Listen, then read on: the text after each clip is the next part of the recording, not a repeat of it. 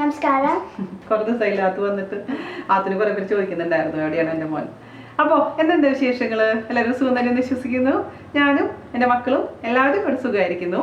ജാൻചേട്ടൻ leave കഴിഞ്ഞ് തിരിച്ച് ദുബായിലേക്ക് പോയി. അപ്പം അതിൻ്റെ ഒരു വിരഹ ദുഃഖത്തിലാണ് ഞങ്ങൾ ഇവിടെ ഇരിക്കുന്നത്. അപ്പോൾ തിരിച്ച് 23-ാം തീയതി വരും. പിന്നെ ഒരുമിച്ച് ഞങ്ങൾ തിരിച്ച് 25-ാം തീയതി ദുബായിലോട്ട് പോകും. അപ്പം ഇനി 2 ആഴ്ച മാത്രമേ ഞങ്ങൾക്കുള്ളൂ ലീവ്. അപ്പോൾ ആ 2 ആഴ്ച പൊളിക്കണം അല്ലേ അത്തു? അപ്പോൾ ഞാൻ കുറച്ച് ദിവസമായില്ലേ റെസിപ്പീസ് ഒക്കെ ഇട്ടിട്ട്. അപ്പോൾ ഞാൻ കഴിഞ്ഞ ദിവസം ഇട്ടുണ്ടായിരുന്ന വീഡിയോ കുറേ പേര് കണ്ടിട്ടുണ്ട്. കാണാത്തൊരു കാണാൻ മറക്കരുത്. അതിൽ ഓഡിയോ ക്വാളിറ്റി കുറച്ചൊന്ന് പൂറാണ്, ഒന്ന് ക്ഷമിക്കുക. അപ്പോൾ ഹെഡ്ഫോൺ വെച്ച് കേൾക്കണമെങ്കിൽ തീർച്ചയായിട്ടും മനസ്സിലാവും. പിന്നെ അടുത്ത് തന്നെ ഞാൻ അതിൽ സബ് ടൈറ്റിൽസ് ആഡ് ചെയ്യുന്നുണ്ട്. അതിൻ്റെ പണിപ്പുരയിൽ പണി നടന്നുകൊണ്ടിരിക്കുകയാണ്.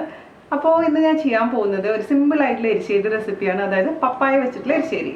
നമ്മുടെ കറി വേൾഡിൽ ഒരുപാട് എരിശ്ശേരി റെസിപ്പി ഞാൻ ഓൾറെഡി ഇട്ടിട്ടുണ്ട്. അപ്പോൾ ഇതെന്ന് പറഞ്ഞാൽ സിമ്പിൾ ആൻഡ് ടേസ്റ്റിയാണ്. എല്ലാവരും ട്രൈ ചെയ്ത് നോക്കുക.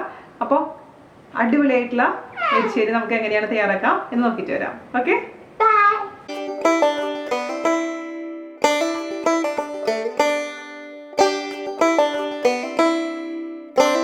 അപ്പോൾ നമുക്ക് പപ്പായ എരിശ്ശേരി ഉണ്ടാക്കാൻ തുടങ്ങാം.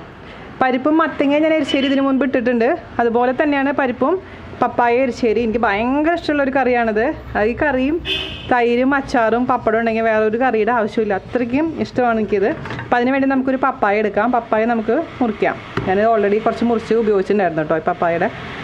അപ്പോൾ ഒരു പപ്പായ ആണെങ്കിൽ ഇതിപ്പോൾ ഒരു വലിയ പപ്പായാണ്. അപ്പോൾ ഇതിൻ്റെ ഒരു പകുതി ഭാഗം ഞാൻ എടുക്കുന്നുള്ളൂ. പപ്പായക്ക് പശ പോലെ ഇങ്ങനെ വരും. അതുകൊണ്ട് പപ്പായ മുറിക്കുമ്പോൾ ശ്രദ്ധിക്കുക. പാത്രത്തിലോട്ട് നമുക്കങ്ങ് മുറിച്ചിടും. അപ്പോൾ നല്ല വിളഞ്ഞ പപ്പായാണ് ഏറ്റവും ടേസ്റ്റി. അതായത് ചെറിയൊരു സ്വീറ്റ്നെസ് ഉണ്ടാവും നമ്മുടെ കറിക്ക്. അതേസമയം വിളയാത്ത പപ്പായ ആണെങ്കിൽ ഇച്ചിരി പഞ്ചസാര ഇട്ട് കൊടുക്കേണ്ടി വരും. എന്നാലാണ് റിയൽ ആയിട്ടുള്ള ടേസ്റ്റ് കിട്ടുള്ളൂ. അപ്പോൾ ഇതെന്ന് പറഞ്ഞാൽ അത്യാവശ്യം വിളഞ്ഞിട്ടുള്ള പപ്പായയാണ്. ചെറിയൊരു ഓറഞ്ച് കളർ കണ്ടോ. പപ്പായ എരിശ്ശേരി ഉണ്ടാക്കുമ്പോൾ വേണമെന്നുണ്ടെങ്കിൽ മാത്രം പഞ്ചസാര ഇട്ട് കൊടുത്താൽ മതി. അതല്ലെങ്കിൽ ശർക്കര ഇട്ട് കൊടുക്കാം. അല്ലെങ്കിൽ ഇട്ടില്ലെങ്കിലും കുഴപ്പമില്ല. അപ്പോൾ ഇതിൻ്റെ തൊലി നമുക്ക് റിമൂവ് ചെയ്യാം. കുരുവില്ലാത്ത ടൈപ്പ് പപ്പായയാണ്. പക്ഷേ ഇതിൻ്റെ ഉള്ളിലത്തെ ഈ ഭാഗമൊക്കെ നമുക്ക് റിമൂവ് ചെയ്യണം. അപ്പോൾ ഒരു ചെറിയ സ്പൂൺ എടുത്തിട്ട് അതിൻ്റെ ഉള്ളിൽ ഈ ഭാഗം നന്നായിട്ട് അങ്ങ് ചിരണ്ടി കളയണം. അപ്പോൾ അതിന് മുമ്പായിട്ട് നമുക്കിതിൻ്റെ തൊലി അങ്ങ് റിമൂവ് ചെയ്യാം. തൊലി റിമൂവ് ചെയ്യുമ്പോഴും പച്ച കളർ ഇല്ലാത്ത രീതിയിൽ വേണം റിമൂവ് ചെയ്യാൻ കേട്ടോ. നന്നായിട്ടൊന്ന് ചെത്തി കളയണം. ഞാനിപ്പോൾ ഓൾറെഡി 1/2 ഗ്ലാസ് തൂരപ്പരിപ്പ് എടുത്തിട്ട് സോക്ക് ചെയ്ത് വെച്ചിട്ടുണ്ട് വെള്ളത്തിൽ. ഇപ്പോൾ ഒരു 1/2 മണിക്കൂറായി കാണും. അപ്പോൾ സോക്ക് ചെയ്തിട്ടുണ്ടെങ്കിൽ പിന്നെ ഒരുമിച്ച് തന്നെ നമുക്ക് കുക്കറിൽ കുക്ക് ചെയ്താൽ മതി. തനിയെ കുക്ക് ചെയ്യേണ്ട ആവശ്യമില്ല. തൂരപ്പരിപ്പാണ് ഇതിന് ഏറ്റവും നല്ലത്. നമ്മുടെ നാടൻ കറികൾക്കൊക്കെ തൂരപ്പരിപ്പാണ് കേട്ടോ ഏറ്റവും ബെസ്റ്റ്. ഇപ്പോൾ ഞാൻ തൊലി റിമൂവ് ചെയ്തിട്ടുണ്ട്. നമുക്ക് ഇതിൻ്റെ ഉള്ളിലത്തെ ഈ വൈറ്റ് പോർഷനും കൂടെ അങ്ങ് റിമൂവ് ചെയ്ത് കളയാം. ഇത് ജാൻ്റെ വീട്ടിൽ നിന്ന് പൊട്ടിച്ചിട്ടുണ്ടെന്ന് പപ്പായ. വലിയ ടൈപ്പ് പപ്പായാണ്. നാടൻ പപ്പായ അല്ലാന്ന് എനിക്ക് തോന്നുന്നത് കണ്ടിട്ട്. നമ്മുടെ വീട്ടിലൊക്കെ ഇങ്ങനത്തെ പപ്പായ കാണാറില്ല. റെഡ് ലേഡി എന്നൊക്കെ പറഞ്ഞ് വാങ്ങിച്ച് വെച്ചാണ്. അപ്പം അമ്മ പറയുന്നുണ്ട് റെഡ് ലേഡി ഒന്നുമല്ല, വേറെ എന്തോ ലേഡിയാണ്. പക്ഷേ എന്തായാലും അടിപൊളി പപ്പായാണ് സംഭവം. പഴുത്ത് കഴിഞ്ഞാൽ ഭയങ്കര ടേസ്റ്റാണ്.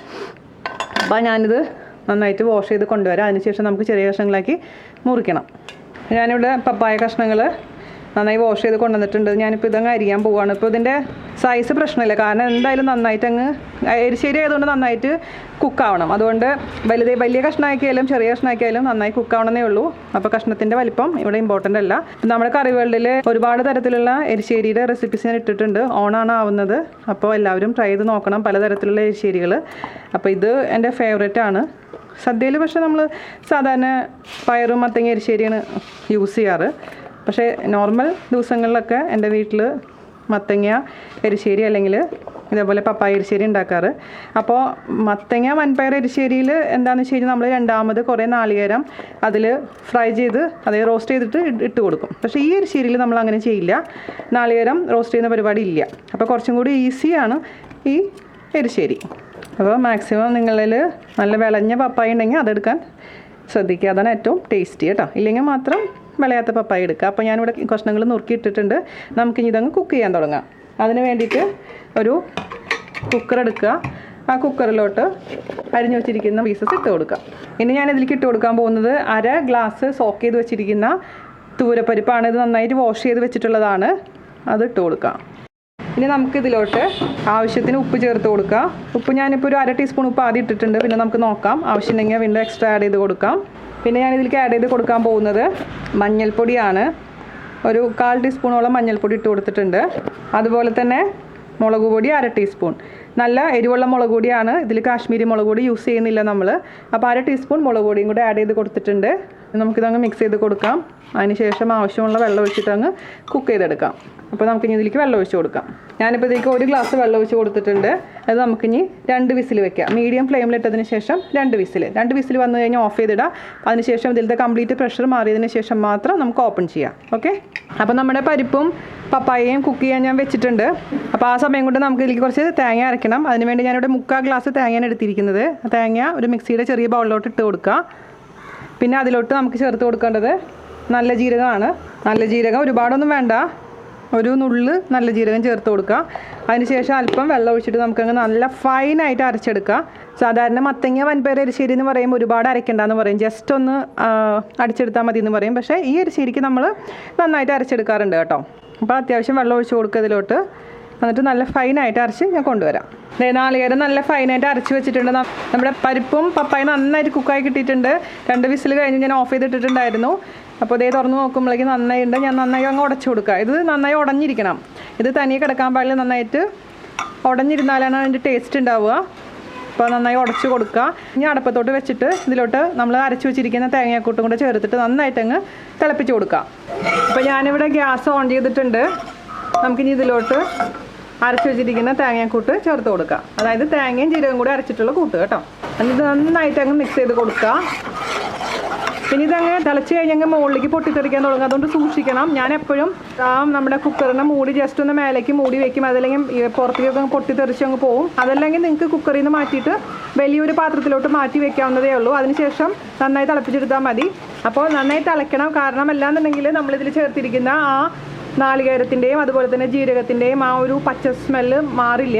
അതുകൊണ്ട് നന്നായിട്ട് അങ്ങ് തിളച്ചതിന് ശേഷം മാത്രം നമ്മൾ കാച്ചി ഒഴിക്കാൻ പാടുള്ളൂ കേട്ടോ. അപ്പോൾ വെറുതെ അങ്ങ് മൂടി വയ്ക്കുക. അതിനുശേഷം ഒരു 5 മിനിറ്റ് നന്നായി തിളക്കട്ടെ. അതിനുശേഷം നമുക്ക് ഇതിലേക്ക് കടുകും വറ്റൽമുളകും കറിവേപ്പിലൊക്കെ കാച്ചി ഒഴിക്കണം. ഇടയ്ക്കൊന്ന് ഇളക്കി കൊടുക്കാൻ മറക്കരുത് കേട്ടോ. അടി പിടിക്കാൻ പാടില്ല. നോൺ സ്റ്റിക്ക് അതിൻ്റെ അടി പിടിക്കില്ല, എന്നാൽ പോലും ഇളക്കി കൊടുക്കാൻ മറക്കരുത്. ഉണ്ടോ, ഞാനിത് 5 മിനിറ്റ് നന്നായി തിളപ്പിച്ചിട്ടുണ്ട്. അപ്പോൾ ഇതിൻ്റെ ആ പച്ച സ്മെല്ലൊക്കെ നന്നായിട്ട് മാറിയിട്ടുണ്ട്. ഇനി നമുക്ക് ഇതിലോട്ട് കടുകൊക്കെ തളിച്ച് ചേർക്കണം. ഓക്കെ, അപ്പോൾ നമുക്ക് അടപ്പ് മാറ്റി വയ്ക്കുക. അതിലത്തെ വെള്ളമൊക്കെ ഒന്ന് മാറട്ടെ.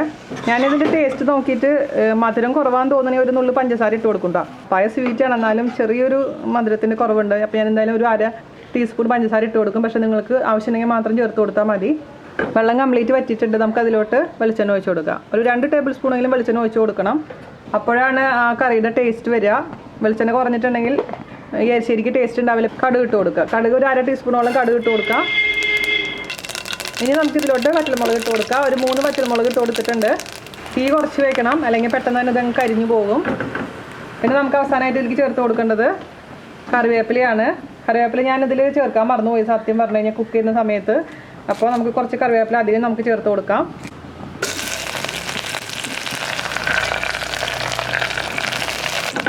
ഇനി നമുക്കിതിലോട്ട് നമ്മൾ കുക്ക് ചെയ്ത് വെച്ചിരിക്കുന്ന എരിശ്ശേരി ചേർത്ത് കൊടുക്കാം. നന്നായി മിക്സ് ചെയ്ത് കൊടുക്കുക. ആ വെളിച്ചെണ്ണ മേലേക്കൊന്ന് തെളിഞ്ഞ് കാണണം, അപ്പോഴാണ് കേട്ടോ ആ എരിശ്ശേരിയുടെ ടേസ്റ്റ് ഉണ്ടാവുക. വെളിച്ചെണ്ണ ഒഴിക്കുമ്പോൾ കുറച്ച് ലുബ്ദ് കാണിച്ചിട്ടുണ്ടെങ്കിൽ ആ ടേസ്റ്റ് കിട്ടില്ല. 2 ടേബിൾ സ്പൂണെങ്കിലും മിനിമം നമ്മൾ ചേർക്കണം. അപ്പോൾ ഇതിൻ്റെ കൺസിസ്റ്റൻസി എന്ന് പറഞ്ഞാൽ ഇതാണ് കേട്ടോ. ഒരുപാട് തിക്കാവാനും പാടില്ല, അതേസമയം ഒരുപാട് ലൂസാവാനും പാടില്ല. പിന്നെ തണുക്കുമ്പോൾ കുറച്ചും കൂടെ തിക്കായിട്ട് മാറും. അപ്പോൾ ഈ ഒരു കൺസിസ്റ്റൻസിയിൽ ഇരുന്നാലാണ് നമുക്ക് തിക്കാവുമ്പോൾ കറക്റ്റായിട്ട് വരിക. പിന്നെ ഇതൊരു 3-4 പേർക്ക് കഴിക്കാൻ പറ്റുന്ന ഒരു അളവാണ് ഞാൻ കാണിച്ചിരിക്കുന്നത്. അതായത് ഒരു ചെറിയ ഫാമിലിയിലുള്ള മെമ്പേഴ്സിന് കഴിക്കാൻ പറ്റുന്ന ഒരു അളവാണ് ഈ എരിശ്ശേരി കേട്ടോ. ഞാനിതിലേക്ക് ഇച്ചിരി പഞ്ചസാര ചേർത്ത് കൊടുക്കാൻ പോവുകയാണ്. അതിനുശേഷം നമുക്ക് ടേസ്റ്റ് നോക്കിയിട്ട് ഉപ്പ് കുറവാണെങ്കിൽ ഉപ്പ് ചേർത്ത് കൊടുക്കണം. 1/2 ടീസ്പൂൺ പഞ്ചസാര ഇട്ട് കൊടുത്തിട്ടുണ്ട്. മിക്സ് ചെയ്ത് കൊടുക്കുക. അപ്പോൾ ഞാൻ പറഞ്ഞ പോലെ പഞ്ചസാര കംപ്ലീറ്റ്ലി ഓപ്ഷനിലാണ്, നിങ്ങൾക്ക് താല്പര്യമില്ലെങ്കിൽ ഇടണ്ട കേട്ടോ. ഞാനൊന്ന് ടേസ്റ്റ് നോക്കട്ടെ. പഞ്ചസാര കറക്റ്റായിട്ടുണ്ട്, എരിവൊക്കെ കറക്റ്റാണ്, ഉപ്പിൻ്റെ അല്പം കുറവുണ്ട്. നമുക്കിത് അടച്ചു വയ്ക്കാൻ മറന്നുപോയി, അന്ന് അടച്ചു വെക്കണം കേട്ടോ. കാച്ചി വെച്ച് കഴിഞ്ഞാൽ അടച്ചു വയ്ക്കാൻ മറക്കരുത്. അപ്പോഴാണ് ആ ഒരു കറക്റ്റായിട്ടുള്ള ആ ഒരു സ്മെല്ലൊക്കെ നമ്മുടെ എരിശ്ശേരിക്ക് കിട്ടുക. നമുക്ക് അല്പം ഉപ്പ് ചേർത്ത് കൊടുക്കുക. ഉപ്പിൻ്റെ ഒരു അല്പം കുറവുണ്ട്, ആവശ്യത്തിന് ഉപ്പിട്ട് കൊടുക്കുക. ഞാൻ ആദ്യം 1/2 ടീസ്പൂൺ ഉപ്പ് ഇട്ടിട്ടുണ്ടായിരുന്നു. ഇപ്പോൾ 2 നുള്ളും കൂടി ഉപ്പിട്ട് കൊടുത്തിട്ടുണ്ട്. നന്നായി അങ്ങ് മിക്സ് ചെയ്ത് കൊടുക്കുക. ഉപ്പും മധുരവും എരിവും കറക്റ്റായിട്ട് അനുപാതത്തിൽ വരുമ്പോഴാണ് എരിശ്ശേരിയുടെ ടേസ്റ്റ് എന്ന് പറയുന്നത്. അപ്പോൾ നിങ്ങൾക്ക് വേണമെന്നുണ്ടെങ്കിൽ സാധാരണ എരിശ്ശേരിക്ക് ചെയ്യുന്ന പോലെ തന്നെ അതിലേക്ക് നാളികേരം വറുത്തിട്ട് കൊടുക്കുക. അത് വേറൊരു ടേസ്റ്റ് ആയിരിക്കും, പക്ഷെ ഞാനിവിടെ ചെയ്യാറില്ല. അപ്പോൾ എനിക്കിവിടെ ഞാൻ പറഞ്ഞില്ലേ, എൻ്റെ വീട്ടിൽ സ്ഥിരം ഉണ്ടാക്കുന്ന ആഴ്ചയിൽ ഒരിക്കലെങ്കിലും ഉണ്ടാക്കുന്ന ഒരു എരിശ്ശേരിയാണ്. ഒന്നില്ലെങ്കിൽ പരിപ്പും മത്തങ്ങ, അല്ലെങ്കിൽ പരിപ്പും പപ്പായ. നമ്മുടെ വീട്ടിൽ എപ്പോഴും അവൈലബിൾ ആയിട്ടുള്ളൊരു സംഭവമാണ് പപ്പായ. അതുകൊണ്ട് പരിപ്പും പപ്പായാണ് കൂടുതൽ അമ്മ ഉണ്ടാക്കാറുള്ളത് പണ്ടൊക്കെ. ഇതൊക്കെ ഉണ്ടാക്കുകയാണെന്നുണ്ടെങ്കിൽ 2 ദിവസം വരെ യൂസ് ചെയ്യാൻ പറ്റും. ഉപയോഗിച്ച് കഴിഞ്ഞിട്ട് ചൂടാക്കി അതിൻ്റെ ചൂടാറിയതിന് ശേഷം നമുക്ക് ഫ്രിഡ്ജിലെടുത്ത് വെക്കാം. പിന്നെ ആവശ്യാനുസരണം നമുക്ക് ചൂടാക്കി കഴിക്കാവുന്നതേ ഉള്ളൂ. പുറത്ത് വെക്കണ്ട, പുറത്ത് വെച്ച് ചിലപ്പോൾ വലിച്ചു പോകാനുള്ള ചാൻസ് ഉണ്ട്. അതുകൊണ്ട് എപ്പോഴും ഉപയോഗം കഴിഞ്ഞതിന് ശേഷം ഫ്രിഡ്ജിലോട്ടങ്ങ് എടുത്ത് വെക്കാം. ചൂടോടുകൂടി ഒരിക്കലും ഒരു കറി എടുത്ത് വെക്കാൻ പാടില്ല. ചൂടാറിയതിന് ശേഷം മാത്രം നമ്മൾ ഫ്രിഡ്ജിലെടുത്ത് വെക്കാൻ പാടുള്ളൂ. അത് പ്രത്യേകിച്ച് ശ്രദ്ധിക്കുക. അപ്പോൾ ഞാൻ ലാസ്റ്റായിട്ട് ഒന്നും കൂടെ ടേസ്റ്റ് നോക്കട്ടെ കേട്ടോ. അപ്പോൾ അടിപൊളിയായിട്ടുണ്ട് കേട്ടോ. കറക്റ്റ് മധുരവും കറക്റ്റ് ഉപ്പും കറക്റ്റ് എരിവും അടിപൊളിയായിട്ടുള്ള എരിശ്ശേരി ആയിട്ടുണ്ട്. അപ്പോൾ ഇത്രയുള്ള പരിപാടി വളരെ സിമ്പിളാണ്, അതേസമയം അത്രയും ടേസ്റ്റിയാണ്. ഞാൻ പറഞ്ഞ പോലെ തന്നെ തൈര്, പപ്പടം, അച്ചാറ്, ഈ എരിശ്ശേരി, അതാണ് അതിൻ്റെ കോമ്പിനേഷൻ. നിങ്ങളെല്ലാവരും ട്രൈ ചെയ്ത് നോക്കുക. അതിനുശേഷം അഭിപ്രായം പറയുക. അപ്പോൾ അടുത്ത അടിപൊളിയായിട്ടുള്ള അതേസമയം നാടൻ സിമ്പിൾ റെസിപ്പി ആയിട്ട് വരുന്നവരെ നന്ദി, നമസ്കാരം. Thank you.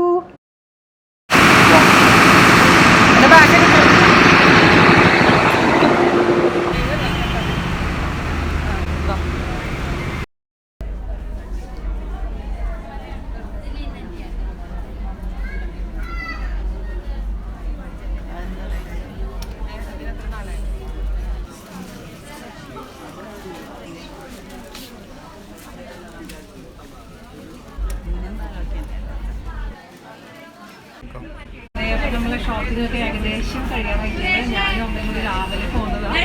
പിന്നെ തിരിച്ച് 3 വീട്ടിൽ പോയി തിരിച്ചു വന്ന് വീണ്ടും പർച്ചേസ് ചെയ്തുകൊണ്ടിരിക്കുകയാണ്. ഏകദേശം കഴിയാറായിട്ടുണ്ട് കേട്ടോ. സാരി പർച്ചേസിന് അവസാന ഘട്ടത്തിലോട്ട് കടന്നുകൊണ്ടിരിക്കുകയാണ്. എത്ര മതി? അങ്ങനെ മതി.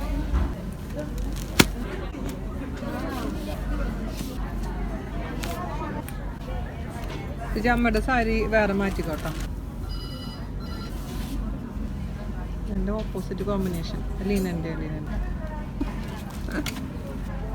ബാക്കി ചില കാണുമ്പോൾ ജാൻ എടുത്തിട്ടുണ്ട്.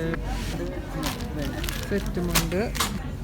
അതേതാ പാർട്ടിക്ക് പോലത്തെ സാരി വാങ്ങിച്ചു. ഇത് ലീനൻ്റെ സാരി തൽക്കാലം എടുത്തിരിക്കും. സാരീസാണ്